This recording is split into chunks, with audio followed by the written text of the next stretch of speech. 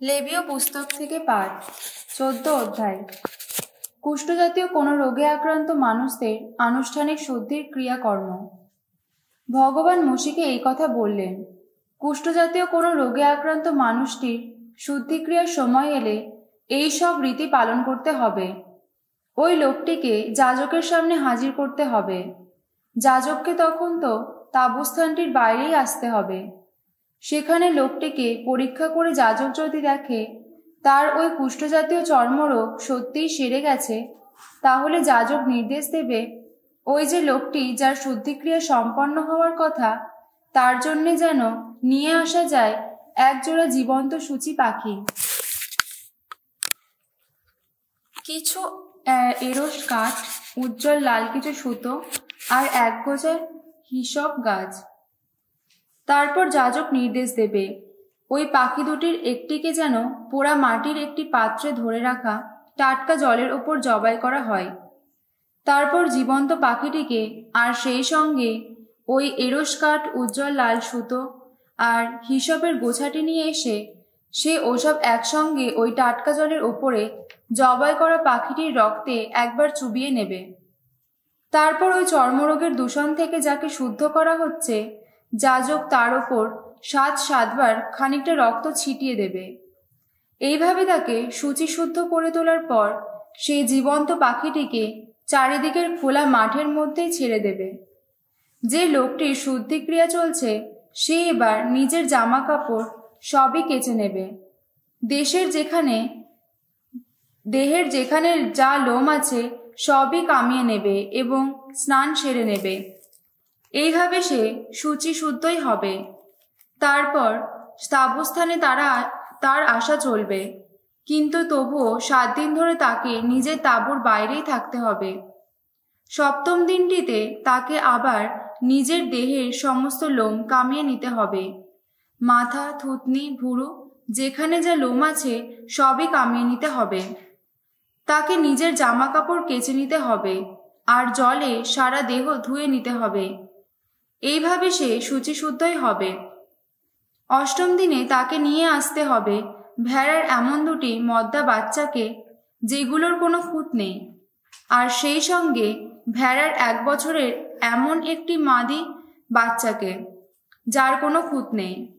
তাছাড়া ফসলে নৈবেদ্য হিসেবে নিয়ে আসতে হবে তেল মেশানো সেরা ময়দার 1 এফার 10 ভাগে 3 ভাগ এবং 1 লোক তেল।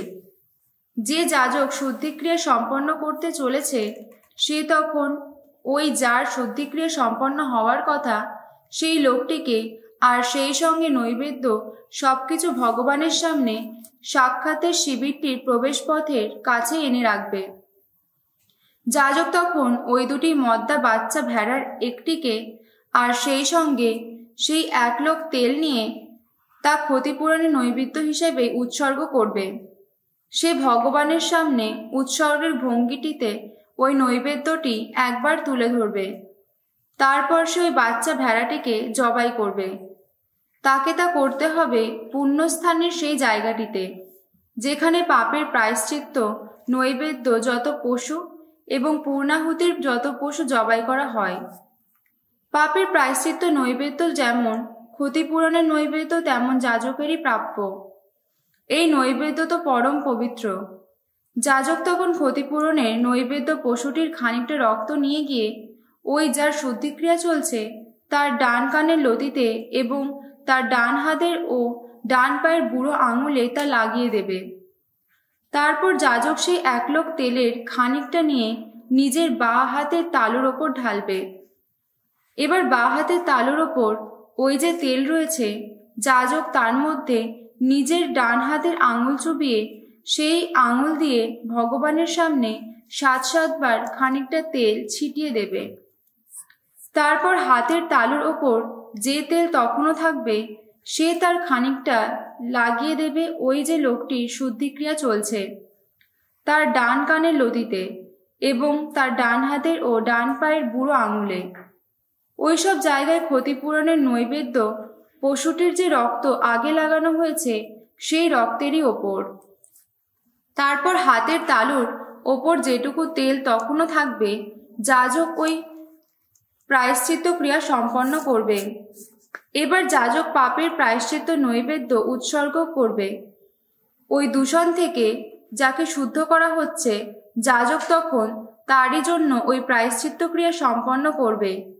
সবশেষে যাজক পূর্ণাহুতির পশুটিকে জবাই করবে। তারপর সে বেদির ওপর ওই পশুটিকে আহুতি দেবে এবং ফসলি নৈবেদ্য উৎসর্গ করবে। যাজক এইভাবে লোকটির জন্য প্রায়শ্চিত্ত ক্রিয়া সম্পন্ন করবে, আর তাতে লোকটি শুচিশুদ্ধই হবে। ওই লোকটি যদি দরিদ্র মানুষ হয়, এত কিছু করার জন্য সঙ্গতি যদি তার না থাকে, তাহলে ক্ষতিপূরণের নৈবেদ্য হিসেবে সে ভেড়ার একটি মদ্দা বাচ্চা জোগাড় করে নিক, যাতে উৎসর্গের ভঙ্গিতে সেটিকে একবার তুলে ধরে তার জন্য প্রায়শ্চিত্ত ক্রিয়া সম্পন্ন করা যেতে পারে।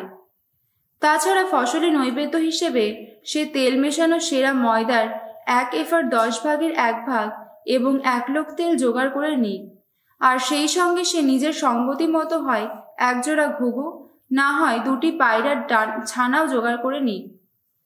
একটি পাপের প্রায়শ্চিত্ত নৈবেদ্য হিসেবে আরেকটি পূর্ণাহুতির বলি হিসেবে। নিজের শুদ্ধিকালের 8ম দিনে তাকে ওইসব কিছু যাজকের কাছে নিয়ে আসতে হবে, সাক্ষাতের শিবিরটির প্রবেশপথের মুখে ভগবানেরই সামনে। যাজক তাকে ক্ষতিপূরণের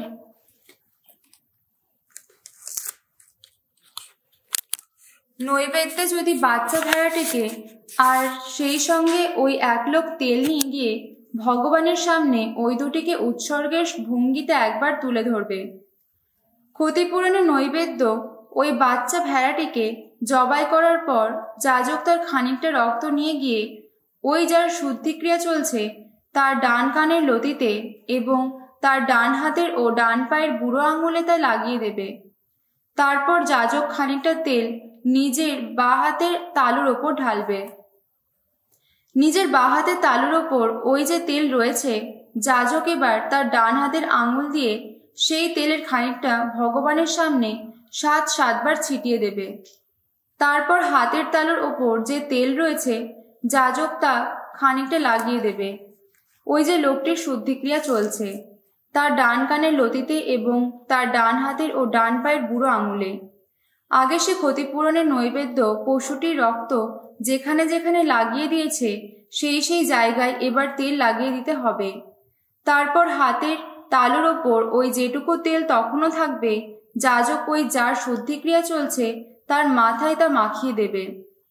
এই সব কিছুর উদ্দেশ্য হল ভগবানের সামনে তার জন্যে প্রায়শ্চিত্ত ক্রিয়া সম্পন্ন করা। এবার যাজক উৎসর্গ করবে ওই ঘুঘু দুটিকে কিংবা ওই পায়রা ছানা দুটিকে, ওই লোকটি যা নিজের সঙ্গতি অনুসারে আনতে পেরেছে।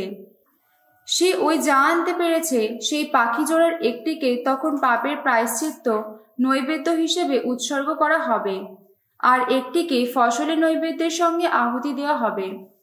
যাকে শুদ্ধ করা হচ্ছে, যাজক এইভাবে তার জন্যে ভগবানের সামনে প্রায়শ্চিত্ত ক্রিয়া সম্পন্ন করবে। যে লোক কুষ্ঠজাতীয় কোনো চর্মরোগে আক্রান্ত ছিল এবং শুদ্ধিক্রিয়ার পূর্ণ ব্যয় বহনের মতো সঙ্গতি যার নেই, এই তো হলো তার পালনীয় বিধি নির্দেশ। ভগবান মোশি ও আরোনকে এই কথা বললেন, যে দেশটিকে আমি তোমাদের আপন দেশ হিসেবে তোমাদের হাতে তুলে দেব, তোমরা সেই কানান দেশে যাওয়ার পর তোমাদের সেই আপন দেশের কোনো বাড়ির দেওয়ালে আমি যদি কখনো ছ্যাতলা জাতীয় কোনো কিছু ছড়িয়ে পড়তে দিই, তাহলে সেই বাড়ির মালিককে তখন যাজকের কাছে গিয়ে এই কথা জানাতে হবে যে তার বাড়ির দেওয়ালে ছ্যাতলা জাতীয় কোনো কিছু দেখা দিয়েছে। ব্যাপারটি কি ঘটেছে তা দেখবার জন্য ওই বাড়িতে ঢোকার আগে যাজক নির্দেশ দেবে বাড়িটা যেন খালি করে ফেলা হয়, যাতে ওই বাড়ির ভেতরে যা কিছু আছে তার কোনো কিছু যেন অশুচি না হয়। তা করা হলে তবেই যাজক বাড়িটা পরীক্ষা করে দেখবার জন্য ভেতরে ঢুকবে। ওই ক্ষয় ধরা পরীক্ষাটা করে সে যদি দেখে ক্ষয় ধরাটা বাড়ির দেওয়ালের মধ্যেই চলে গেছে, দেওয়ালের ওই জায়গাগুলো খানিকটা বসে গেছে, যেন গর্তই সৃষ্টি হয়েছে, আর সেখানকার রং সবজে বা লালচে হয়ে গেছে, তাহলে যাজক সদর দরজা দিয়ে বাড়ি থেকে বেরিয়ে এসে বাড়িটা 7 দিন বন্ধ রাখবে। 7ম দিনটিতে যাজক সেখানে ফিরে আসবে। সবকিছু পরীক্ষা করে সে যদি দেখে ওই ক্ষয় ধরাটা বাড়ির দেওয়ালে দেওয়ালে আরো ছড়িয়ে পড়েছে, তাহলে সে নির্দেশ দেবে ওই যে ক্ষয় ধরা পাথরগুলোকে দেওয়াল থেকে খুলে নিয়ে যেন শহরের বাইরে অশুচি কোনো জায়গায় ফেলে আসা হয়। তারপর ওই বাড়ির ভেতরে চারপাশে দেওয়ালে ঘষে ফেলতে হবে। ঘষার ফলে দেওয়ালের গা থেকে যা কিছু পলেস্তারা খসে পড়বে তাও শহরের বাইরে অশুচি কোনো জায়গায় ফেলে দিতে হবে। তারপর নতুন পাথর নিয়ে এসে পুরনো পাথরগুলোর জায়গায় বসিয়ে দিতে হবে। এবার নতুন পলেস্তারা মশলা এনে গোটা বাড়িটাই পলেস্তারা দিতে হবে। ওইসব পাথরগুলো খুলে নেওয়ার পর বাড়ির দেওয়ালে ঘষে ফেলার পর এবং নতুন পলেস্তারা দেওয়ার পর বাড়ির দেওয়ালে যদি আবার ওই ধরনের ক্ষয় হয়, তাহলে যাজককে সেখানে আবার এসে সবকিছু পরীক্ষা করে দেখতে হবে। ওই ক্ষয় ধরাটা যদি বাড়ির দেওয়ালে সত্যিই ছড়িয়ে পড়ে থাকে, তাহলে বুঝতে হবে বাড়িতে ছ্যাতলা জাতীয় ওই যে রোগের সংক্রমণ ঘটেছে তা ক্ষয়িষ্ণু রোগ। বাড়িটা তো এখন অশুচি। তখন পাথর, কাঠ, পলেস্তারা সমেত গোটা বাড়িটাকেই ভেঙে ফেলতে হবে, আর ভাঙা ওই সবকিছু শহরের বাইরে অশুচি কোনো জায়গায় বয়ে নিয়ে যেতে হবে। যতদিন ওই বাড়িটা বন্ধ থাকার কথা, ততদিনের মধ্যে যদি কেউ কখনো সেখানে ঢোকে, তাহলে সে সন্ধ্যা পর্যন্ত অশুচি হয়ে থাকবে। যে লোক সেই বাড়িতে ঘুমোবে তাকে নিজের জামা কাপড় সবই কেচে নিতে হবে। যে লোক সেই বাড়িতে নিজের খাওয়া সেরে নেবে তাকেও নিজের জামা কাপড় তখন কেচে নিতে হবে। এদিকে ওই বাড়িতে এসে যাজক যদি দেখে বাড়িতে নতুন পলেস্তারা দেওয়ার পর ওই ক্ষয় ধরাটা আর কোথাও ছড়িয়ে পড়েনি, তাহলে সে তখন ওই বাড়িটিকে শুচি বলেই ঘোষণা করবে, যেহেতু ওই রোগটা সেরেই গেছে। বাড়িটিকে পরিশোধিত করার জন্যে তাকে তখন নিয়ে আসতে হবে একজোড়া পাখি, কিছু এরস কাঠ, উজ্জ্বল লাল কিছু সুতো আর এক গোছা হিসব গাছ। সে ওই পাখি দুটির একটিকে পোড়া মাটির একটি পাত্রে ধরে রাখা টাটকা জলের ওপর জবাই করবে। তারপর এই এরস কাঠ, হিসপের গোছাটি ও উজ্জ্বল লাল সুতো আর সেই সঙ্গে জীবন্ত পাখিটিকে নিয়ে এসে সে ওসব একসঙ্গে জবাই করা পাখিটির রক্তের মধ্যে আর ওই টাটকা জলের মধ্যে একবার চুবিয়ে নেবে। তারপর সে ওই বাড়ির ওপর 7 বার ওই রক্ত মেশানো জল ছিটিয়ে দেবে।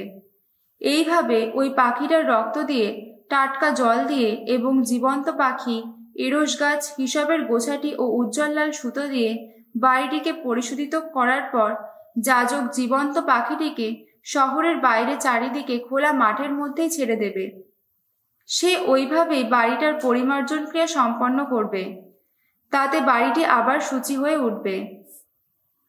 এই তো হলো কুষ্ঠজাতীয় যে কোনো রোগ এবং খোঁজ জাতীয় রোগের ক্ষেত্রে।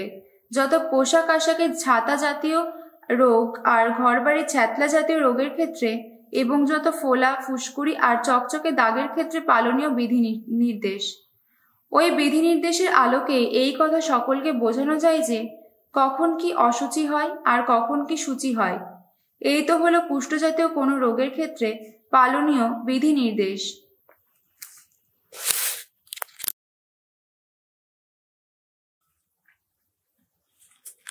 সামসঙ্গীত 62। ঈশ্বরই শুধু আমার প্রাণের আরাম, ঈশ্বর শুধু আমার প্রাণের আরাম, আহা তারই জন্য পাই যে পরিত্রাণ। শুধু তিনি শৈলাশ্রয় আমার, পরিত্রাণ আমার, আমার গিরিদুর্গ তিনি, কোনো কিছুতেই টলে যাব না আমি। এই মানুষটির ওপর তোমরা সবাই আক্রমণ চালাবে আর কতকাল, তাকে ধরাশায়ী করার চেষ্টা চালিয়ে যাবে আর কতকাল, যেন সে হেলে পড়া কোনো প্রাচীর, নড়বড়ে কোনো বেড়া। সম্মানের পথ থেকে তাকে কি করে নামানো যায়, ওরা তো শুধু সেই চিন্তাই করে, ছলনা করে, আনন্দ পায় ওরা। ওদের মুখে শোনা যায় কত আশি গর্জন, ওদের মুখে জেগে থাকে শুধু অভিশাপ বাণী। ঈশ্বরই শুধু এখন আমার প্রাণের আরাম, আহা তারই জন্য আশা পাই আমি মনে। শুধু তিনি শৈলাশ্রয় আমার, পরিত্রাণ আমার, আমার দুর্গ তিনি, কোনো কিছুতেই টলে যাব না আমি। আমার ত্রাণ, আমার গরিমা সবকিছুই তো ঈশ্বরের হাতে। আমার শক্তি শৈল তিনি, ঈশ্বরেরই আশ্রিত জন আমি। শোনো জনগণ, তারই ওপর নিয়ত ভরসা রাখো। হৃদয় বোঝা নামিয়ে দাও তারই চরণতলে। আহা, ঈশ্বর আমাদের একান্ত আশ্রয়। অনামী যত লোক তারা তো ক্ষণ নিঃশ্বাসেরই মতো, নামে যত লোক তারা তো শুধুই মায়া। তুলাদণ্ডে যদি বা তাদের ওজন করাই হয়, দেখা যাবে সবাই মিলে তারা একটি নিঃশ্বাসের চেয়েও লঘুভার। শোষণে ভরসা রেখো না, লুণ্ঠনে মিথ্যা আশা রেখো না কখনো। ধনসম্পদ যতই বাড়ুক তাতে আসক্ত হও না। ঈশ্বর বলেছেন একটি কথা, না দুটি কথা, আমি নিজেও তো শুনেছি। তা হলো সর্বক্ষমতা ঈশ্বরেরই হাতে। তাই নয় প্রভু, তুমি তো করুণা নিধান। মানুষ যেমন কাজ করে থাকে তাকে তুমি দাও তেমনই প্রতিদান।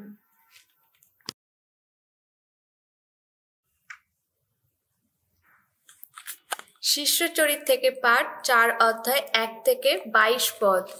ইহুদি মহাসভার সামনে যিশুর পুনরুত্থানের সাক্ষী পিতর ও যোহন। পিতর ও যোহন লোকদের উদ্দেশ্যে কথা বলছেন। এমন সময়ে যাজকেরা, মন্দিরপাল ও সাদুকিরা সেখানে এসে পড়লেন।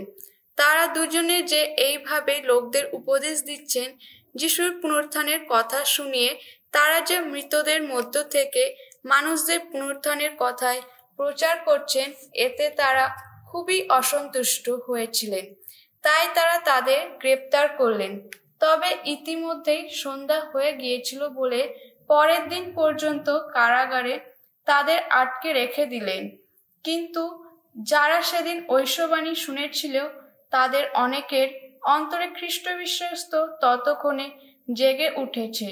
ফলে পুরুষ শিষ্যের মোট সংখ্যা তখন 5,000-এর মতোই হয়ে দাঁড়ালো।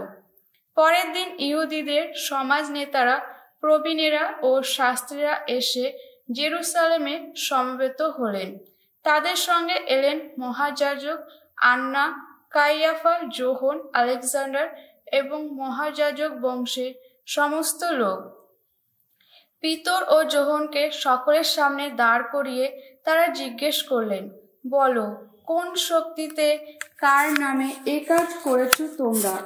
পিতর তখন পবিত্র আত্মার প্রেরণায় উদ্বুদ্ধ হয়ে বলে উঠলেন, শুনুন জাতির নেতারা, শুনুন প্রবীণেরা, একজন পঙ্গু মানুষের যে উপকার আমরা করেছি সে সম্বন্ধে আজ যখন আমাদের জেরা করা হচ্ছে, যখন এই কথা জিজ্ঞেস করা হচ্ছে যে কেমন করে সে সুস্থ হয়ে উঠেছে, তখন আপনারা সকলে এবং ইসরায়েল জাতি সকলেই জেনে রাখুন, নাজারেতের সেই যীশু খ্রিস্টের নাম শক্তিতে, যাকে আপনারা ক্রুশে দিয়েছিলেন, কিন্তু পরমেশ্বর যাকে মৃতদের মধ্য থেকে পুনরুত্থিত করেছেন, তারই শক্তিতে এই লোকটি এখন আপনাদের সামনে সুস্থ দেহে দাঁড়িয়ে রয়েছে। তিনি তো সেই প্রস্তর যা আপনারা গৃহ নির্মাতারা তুচ্ছ করেছেন, অথচ যা হয়ে উঠেছে সংযোগ প্রস্তর। তার হাতে ছাড়া আর কারোর হাতে ত্রাণ করার ক্ষমতা তো নেই, কারণ আকাশের নিচে মানুষের সামনে এমন আর কোনো নাম নির্দিষ্ট করে রাখা হয়নি, তবে যে নামের শক্তিতে আমরা পরিত্রাণ লাভ করতে পারি। পিতর ও যোহনের এই সৎসাহস দেখে, অথচ তারা যে অশিক্ষিত সাধারণ লোক তা বুঝতে পেরে মহাসভার সদস্যরা আশ্চর্য হয়ে গেলেন। তারা তখন চিনতে পারলেন যে এরা দুজনেই আগে যিশুর সঙ্গী ছিলেন। তবে সেরে ওঠা সেই লোকটিকে তাদের পাশে দাঁড়িয়ে থাকতে দেখে তারা তাদের কথার কোনো উত্তর দিতে পারছিলেন না। তাই সভাকক্ষের বাইরে তাদের যেতে বলে তারা নিজেদের মধ্যে পরামর্শ করতে লাগলেন। তারা বলছিলেন, ওই লোক দুটোকে নিয়ে আমরা এখন কি করি? ওদের হাত দিয়ে যে আশ্চর্য অলৌকিক একটা কাণ্ড ঘটেছে, তা জেরুসালেমের সমস্ত অধিবাসীরা তো ভালোভাবেই জানে, আর আমরাও তো তা অস্বীকার করতে পারছি না। তবে ব্যাপারটা যেন জনসাধারণের মধ্যে আরো বেশি সাড়া না জাগায়, তার জন্য এসো, ভয় দেখিয়ে ওদের বরং সতর্ক করে দিই, ওরা যেন কারো কাছে ওই লোকটার নামে আর কোনো কথাই না বলে। তারপর পিতর আর যোহনকে ডেকে তারা বারণ করে দিলেন যে তারা যেন কোনোভাবেই যিশুর নামে কোনো কথা উচ্চারণ না করেন, কোনো উপদেশও না দেন। কিন্তু পিতর আর যোহন উত্তরে তাদের বললেন, আপনারা নিজেরাই বিচার করে দেখুন যে পরমেশ্বরের আদেশ মেনে নেওয়ার চেয়ে আপনাদের আদেশ মেনে নেওয়াটাই পরমেশ্বরের দৃষ্টিতে উচিত কিনা। আমরা কিন্তু যা দেখেছি আর শুনেছি তা যে না বলে পারি না। আরো ভয় দেখিয়ে তারা তখন তাদের ছেড়েই দিলেন। জনসাধারণের ভয়ে তারা তাদের শাস্তি দেবার কোনো উপায় খুঁজে পেলেন না, কারণ সেদিন যা ঘটেছে তাই নিয়ে সকলেরই কণ্ঠ তখন পরমেশ্বরের স্তুতি বন্দনায় মুখর। যে লোকটিকে এমন অলৌকিকভাবে সুস্থ করে তোলা হয়েছিল তার বয়স তখন 40-এরও বেশি।